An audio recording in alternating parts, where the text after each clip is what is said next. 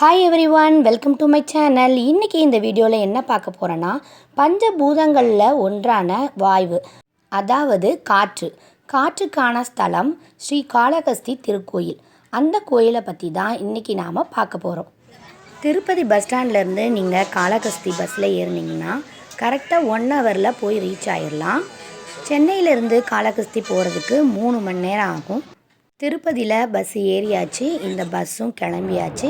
இன்னும் கரெக்டாக 1 ஹவரில் நாம் காளகஸ்திக்கு போய் ரீச் ஆகிடலாம். இந்த கோயிலில் இருக்க லிங்கத்தை வாயு லிங்கம்னு சொல்லுவாங்க. இந்த ஸ்தலத்துக்கு ஸ்ரீ காளகஸ்தின்னு எப்படி பேர் வந்ததுன்னு பார்க்கலாம். ஸ்ரீனா சிலந்தியை குறிக்குது, காலனா பாம்பை குறிக்குது, ஹஸ்தினா யானையை குறிக்குது. சிலந்தி, பாம்பு, யானை இது 3மே இந்த இடத்துல தான் சிவனை வழிபட்டு முக்தி பெற்றதுனால இந்த இடத்துக்கு ஸ்ரீ காளகஸ்தி திருக்கோயில்ங்கிற பேர் வந்துச்சு. இந்த கோயிலில் தான் ராகு கேது பூஜையும் பண்ணுவாங்க.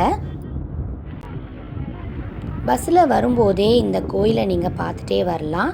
கரெக்டாக 1 ஹவரில் இந்த இடத்துக்கு வந்து நம்ம ரீச் ஆகிடலாம். கோயில் இருக்க ஸ்ட்ரீட்டோட என்ட்ரன்ஸ்லேயே பஸ்ஸில் நிறுத்திடுவாங்க. நீங்கள் அங்கேருந்து கிராஸ் பண்ணி அந்த ஸ்ட்ரீட்குள்ளே போயிட வேண்டியதான். இதுதான் கோயில் இருக்கக்கூடிய ஸ்ட்ரீட்டோட என்ட்ரன்ஸ்.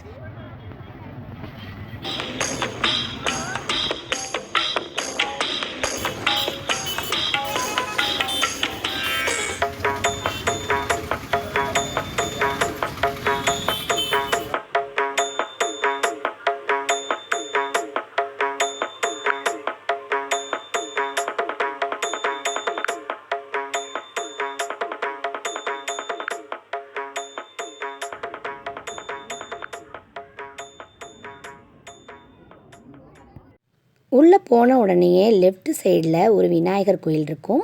அது கொஞ்சம் மேலே ஏறி போகணும். அதை பாருங்கள். அங்கே போயிட்டு ஃபஸ்ட்டு நம்ம விநாயகரை கும்பிட்டுட்டு அங்கே ஒரு மரம் இருக்கும். அதில் தாலி கயிறெல்லாம் கட்டிட்டு சீக்கிரமாக கல்யாணம் ஆகணுங்கிறதுக்காக வேண்டிட்டு வருவாங்க.